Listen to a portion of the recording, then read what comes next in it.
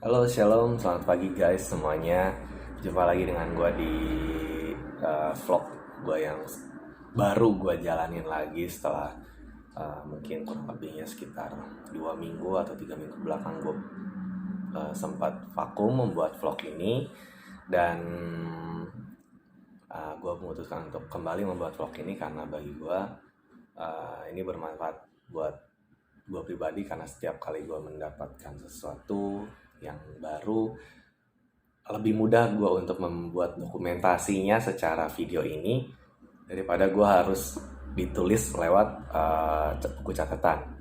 Jadi ini pun menjadi dokumentasi buat gue pribadi juga. Nah, puji Tuhan, gimana guys semuanya kabarnya? Ya, gue harap semuanya, setiap orang yang nonton vlog ini semuanya diberkati dan sama-sama kita bertumbuh, dan mudah-mudahan juga apa yang gue bagikan juga ini bisa menjadi berkat juga untuk kalian semuanya. Nah, hari ini gue habis baca di Yosua ya, di Yosua 8, Yosua 8 sampai Yosua 12. Yosua 8 sampai Yosua 12. Dan ini menarik sih ya. Gue dapat sesuatu hal yang baru adalah di Yosua ini, ketika sebelumnya di Yosua 7 atau Yosua 6, jadi orang Israel tuh nyerang sebuah kota yang namanya Ai gitu ya. Nah, cuman mereka kalah karena ada seseorang yang tidak taat ketika peperangan sebelumnya. Dia yang harusnya si barang-barang itu hewan ternak semuanya itu ditumpas, dibakar habis, nggak boleh ada yang sisa satupun. Ada seseorang yang tidak taat terhadap perintah itu, tidak taat terhadap firman Tuhan. Dia menyimpan sesuatu yang akhirnya menimbulkan dosa bagi orang Israel. Jadi ketika nyerang kota berikutnya, akhirnya Israel kalah karena ada ketidaktaatan dari seseorang itu. Nah, kemudian Tuhan menunjukkan siapa nih yang berdosa, siapa nih yang singkat cerita ketahuan lah itu di Yosua 7. Ada seseorang yang namanya Akan dan akhirnya dihukum mati ya, karena ketidaktaatannya, karena menyebabkan orang Israel kalah dalam perang. Nah, yang menariknya adalah ketika di Yosua 8 ayat 2 ya. Gue bacain ya, atau dari ayat 1 deh, kemudian gue bacain. Kemudian berfirmanlah Tuhan kepada Yosua, janganlah takut dan janganlah tawar hati, bawalah seluruh tentara dan bersiaplah majulah ke Ai. Ketahuilah aku menyerahkan kepadamu raja negeri Ai, rakyatnya, kotanya, dan negerinya. Dan haruslah kau katakan kepada Ai dan rajanya, seperti yang kau lakukan kepada Yeriko dan rajanya. Dan haruslah kau lakukan kepada Ai dan rajanya seperti yang kau lakukan kepada Yeriko dan raja. Hanya barang-barangnya dan ternaknya boleh kamu jarah. Suruhlah orang bersembunyi di belakang kota itu. Nah, ketika di penyerangan ke Ai, Tuhan udah ngebolehin nih. Ya udah, barang-barangnya ternak boleh lu jarah. Tapi yang lainnya lu semua tumpas. Yang menariknya adalah suruhlah orang bersembunyi di belakang kota itu. Jadi ini menarik sih, strategi perang. Ini kita kalau bicara strategi perang ya, gue seneng banget gitu sama yang berbau strategi perang. Gue dari kecil misalkan kalau main game gitu ya, atau RPG gitu, permainan RPG seperti contoh Suikoden misalkan. Dulu ada waktu gue kecil tuh gue suka main PS, nama gamenya Suikoden. Itu selalu ada battle perang gitu. Dan di sini menariknya adalah suruhlah orang bersembunyi di belakang kota itu. Kalau nanti teman-teman semuanya baca di Yosua 8 ini sampai selesai, jadi strateginya adalah ini kota ya. Nah, ya udah, sebagian bersembunyi di belakang kota, sebagiannya lagi Yosua akan maju secara frontal langsung. Jadi kayak mancing doang gitu. Maju, nanti kan orang-orang dari kota AI ini akan datang juga. Bahkan di sini tertulis seluruh orang-orang, mau yang penduduknya yang berperang tuh semuanya keluar semua, maju nyerang Yosua. Dan di saat itu Yosua mundur dengan pasukannya, mundur. Jadi seolah-olah mereka akan berpikir bahwa jadi ketika Yosua datang, mereka akan melakukan penyerangan lagi. Mereka pikir nanti juga mereka, orang Israel itu bakal putar arah lagi, bakal balik arah lagi, bakal kalah lagi seperti peperangan yang sebelumnya. Di sini kita ngelihat bahwa kekalahan atau kesalahan kita di masa lalu bahkan masih bisa Tuhan pakai gitu untuk kemenangan kita di masa yang sekarang atau bahkan di masa yang akan datang. Asalkan ya itu kita submit sama Tuhan, kita ngaku sama Tuhan, kita datang sama Tuhan, kita minta ampun sama Tuhan, kita berubah, kita bertobat, kita dipulihkan, kita dipulihkan lagi, bertobat lagi, diperbarui akal budi kita. Nah, ini Yosua setelah mancing keluar, akhirnya orang-orang yang dari belakang ini bisa masuk ke dalam kota, menyerbu, membakar kota itu. Nah, setelah ini kota ini dibakar, si tentara yang udah maju tadi ke tengah bertempur kepancing sama Yosua keluar. Orang-orang yang udah ngebakar ini, pasukan-pasukan yang udah ngebakar ini akhirnya kembali juga ke Yosua. Akhirnya si tentara-tentara AI itu terperangkap di tengah-tengah tentara-tentaranya Israel, tentara-tentaranya Yosua. Ya, jadi apapun peperangan kita yang lagi kita hadapi, kita serahin sama Tuhan, biar Tuhan yang berperang untuk kita, dan Tuhan sendiri nanti yang akan memberikan hikmat marifat, strategi apa yang harus kita pakai gitu. Tuhan tuh keren ya, dia punya 1001 strategi gitu, 1001 cara, dan ini strateginya keren. Menurut gue ini keren banget nih, strateginya keren banget. Belum kalau kita baca nanti di kitab-kitab selanjutnya atau di raja-raja selanjutnya gitu ya, contohnya di Daud, itu kan banyak sekali melakukan peperangan. Salah satu raja yang menurut gue cukup banyak banget melakukan peperangan itu Raja Daud. Itu juga strateginya lebih banyak lagi. Ada yang satu titik Tuhan suruh Daud untuk maju, aku udah serahkan bangsa ini kepadamu. Tapi ada juga di satu titik ketika Daud itu salah satu hamba Tuhan, salah satu seorang raja yang berkenan di hati Tuhan, karena setiap kali dia mau peperangan dia selalu nanya sama Tuhan, even meskipun peperangan yang sebelumnya sudah dia menangkan. Jadi misalkan baru kemarin menang ngelawan kerajaan A, nah besoknya dia akan melawan kerajaan B, dia akan tetap tanya Tuhan, udah menang nih. Kadang kan kita suka terlalu euforia ya dengan kemenangan. Nah, ini juga gue kemarin baru saja habis ada acara perayaan Natal kan di gereja gue, GPD Pusaka Negara.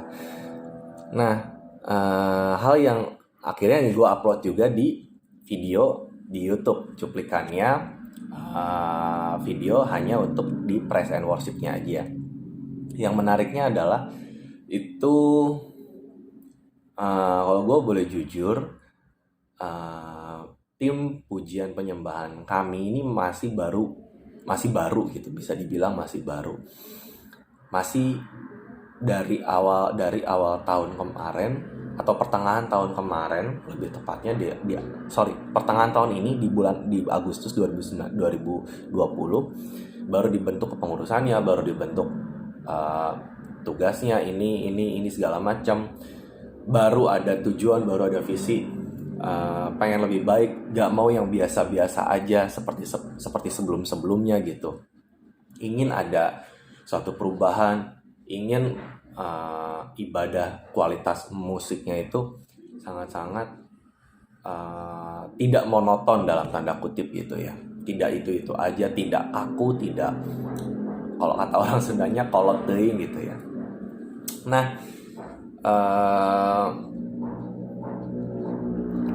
singkat cerita, ya akhirnya gue pun terlibat gitu dalam project ini. Salah satunya gue menjadi koordinator musik dan juga menjadi pelatih, mentor untuk anak-anak yang belajar instrumen-instrumen musik. Ada keyboard, gitar, drum, dan sebagainya. Dibantu oleh beberapa rekan gue juga. Nah, ketika Natal kemarin, ini bisa jadi kayak, oke nih, ini gimana ya tahun buat Natal gitu ya. Dan akhirnya, puji Tuhan, semua tim inti, orang-orang yang kompeten gitu ya, di alatnya masing-masing, termasuk gue pribadi, itu bisa semuanya. Dan WL-nya pun penuh dengan hikmat marifat yang daripada Tuhan. Karena ya kita semua berdoa, ya kita pengen memberikan yang terbaik gitu ya. Ya akhirnya hasilnya kemarin itu gitu. Dan bagi gue pribadi, puji Tuhan banget gitu. Ya gue selalu bilang, kalau bisa kayak gitu, itu bukan karena kuatil, hebat, bisa, dan mampu gue gitu.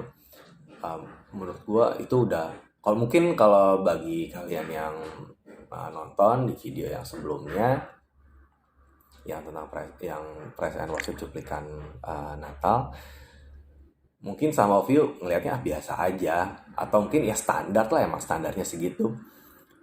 Tapi bagi gue pribadi yang merasakannya, membangun di tempat ini, itu udah wow banget gitu. Karena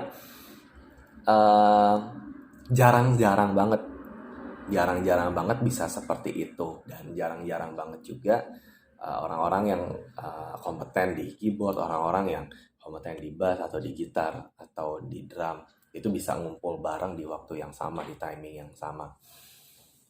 Dan tapi yang menariknya adalah ketika gue kemarin masih hari Jumat kita Natalan.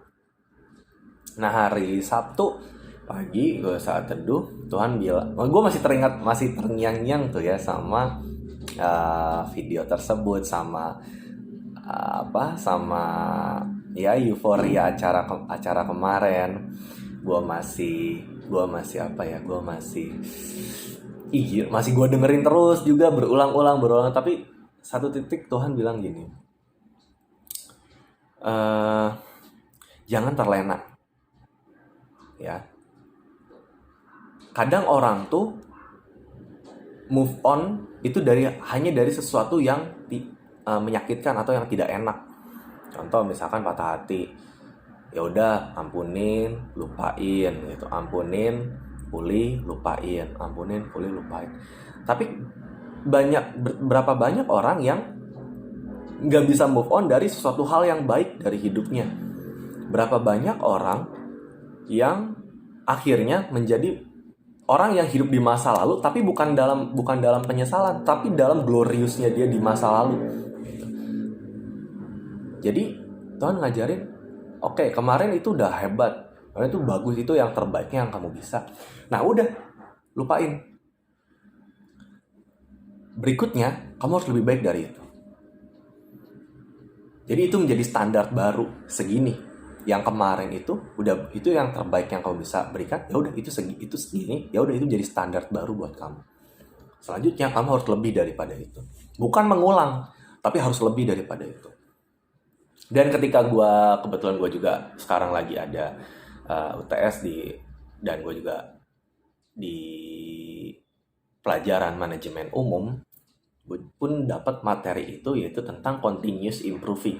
Jadi ketika lo membuat sesuatu, lo misalkan menciptakan atau membuat sebuah project, atau lo dalam pekerjaan atau performance, atau misalkan lo atlet, misalkan lo bisa, kalau lo bola bisa score 1 gol setiap pertandingan, maka itu menjadi standar buat lo. Dan ketika pertandingan berikutnya lo harus udah itu lupain yang pernah bikin gol di masa lalu, lupain.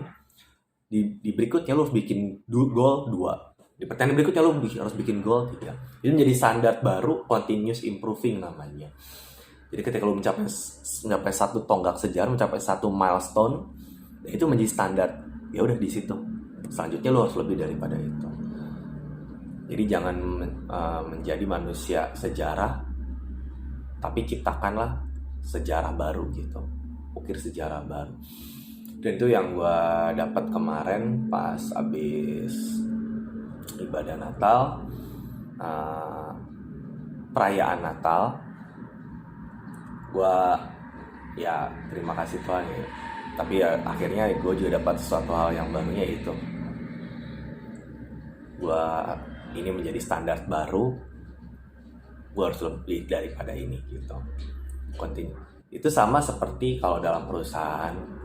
Ada satu perusahaan yang gue suka banget profilnya, itu contoh-contohnya seperti Apple. Udah bagus nih, ada Apple 7 misalkan. Tahun depan keluarin Apple 8. Udah bagus ada Apple 8, tahun depan keluarin iPhone ya. Ya maksudnya perusahaannya Apple, produknya iPhone 7, iPhone 8, iPhone X, iPhone 11, iPhone 12, iPhone X aja belum habis, udah dikeluarin lagi langsung iPhone 11 misalnya, terus keluarin iPhone 12. Continuous improvement. Jadi nggak pernah berhenti untuk berkembang gitu, nggak pernah berhenti untuk bertumbuh. Dan itu pun selaras juga sama ya kita tentang pembaharuan budi setiap hari, pertobatan setiap hari, perubahan akal, perubahan pola pikir setiap hari, karena Tuhan selalu menyediakan selalu yang baru setiap harinya. Nah itu kalau balik lagi ke Daud, ketika kita bicara Daud, ketika dia udah menang melawan kerajaan ada satu titik, kalau gue nggak salah, gue lupa cerita pasal berapa atau kejadiannya, cuman mungkin ceritanya adalah dia perang nih sama kerajaan ini, kemarin udah menang, nah sekarang perang lagi lawan kerajaan yang sama ataupun kerajaan yang berbeda dalam waktu yang nggak jauh beda, berdekatan. Dia tetap nanya Tuhan lagi, oke, untuk perang kali ini pakai cara apa? Untuk perang kali ini pakai cara apa? Padahal kemarin dia udah menang terus, menang terus gitu.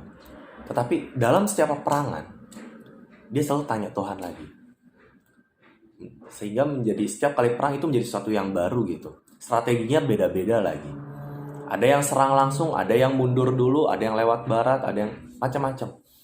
Jadi poinnya adalah ya tanya Tuhan itu penting guys.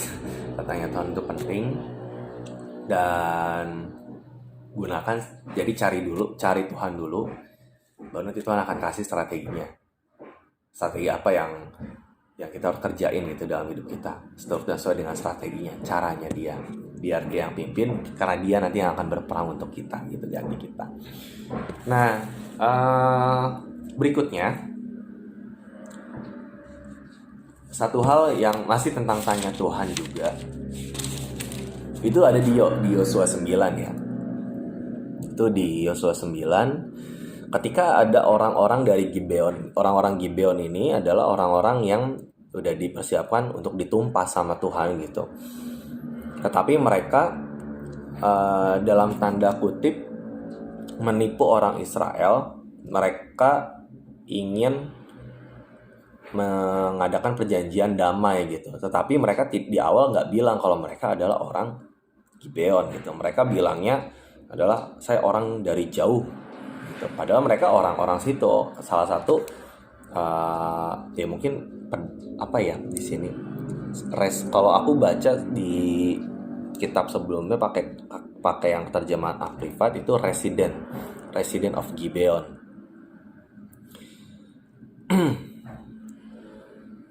Itu mungkin bukan kerajaan, tapi lebih kepada kayak kumpulan orang-orang Oke, kita baca di pasal 9 ayat 1. Ketika oleh raja-raja di sebelah barat Sungai Yordan di pegunungan daerah bukit dan sepanjang tepi pantai laut sampai ke seberang gunung Libanon, yakni raja-raja orang Het, Amori, Kanaan, Feris, dan orang Hewi dan Rebus. Bergabunglah mereka dan siasat untuk memerangi Yosua dan orang Israel. Tapi ketika terdengar oleh penduduk negeri Gibeon, ini mungkin sekumpulan orang aja gitu ya, sekumpulan orang aja.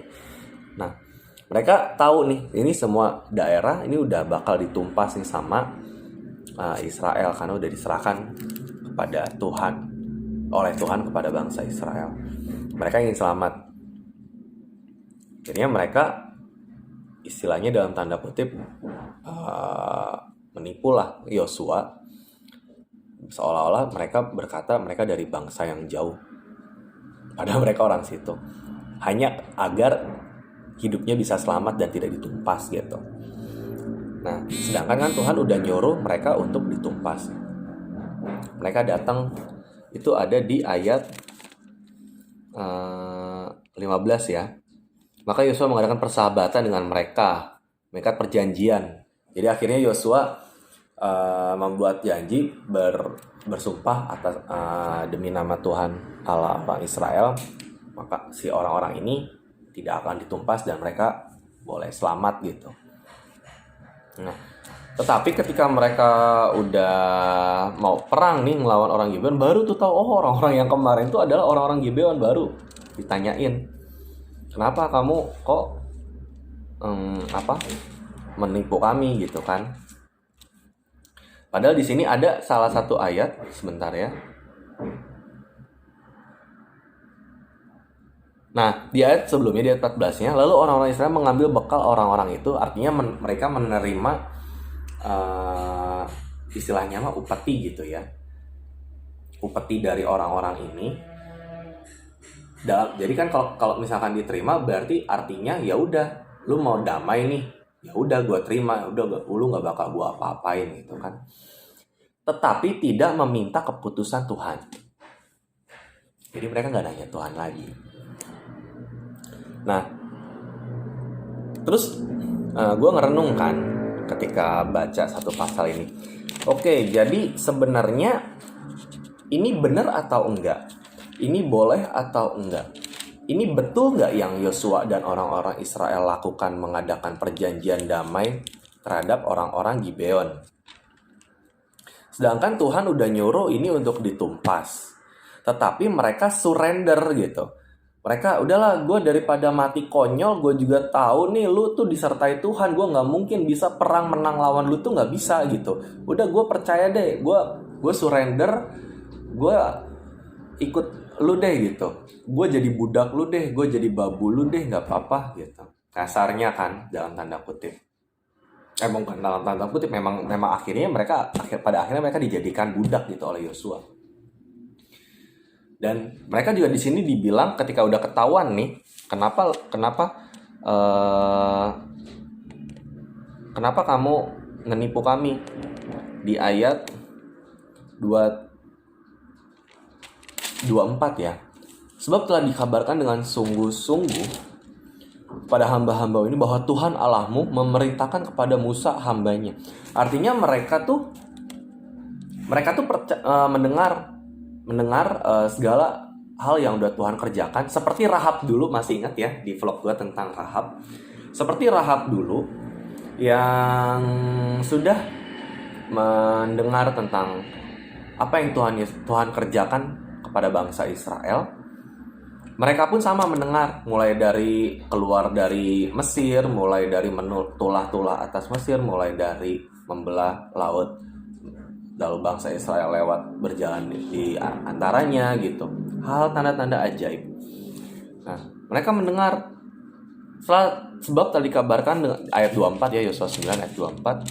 Sebab telah dikabarkan dengan sungguh-sungguh kepada hamba-hamba ini bahwa Tuhan Allahmu memerintahkan kepada Musa hambanya memberikan seluruh negeri itu kepadamu dan memunahkan seluruh penduduk negeri itu dari depan kamu. Maka sangatlah kami takut kehilangan nyawa menghadapi kamu. Itulah sebabnya kami melakukan yang demikian.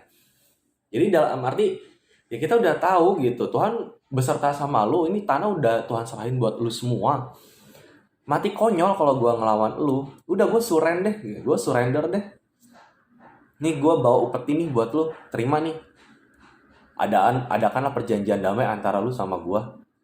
jangan gue apa-apain gitu, gue nggak apa-apa deh jadi budak lu gitu, kasarnya gitu. Nah, sampai akhir pasal 9 Tuhan tidak berbicara. Sampai akhir pasal 9 Tuhan tidak berbicara. Biasanya kalau misalkan it's good or it's bad, Tuhan pasti bakal ngomong gitu.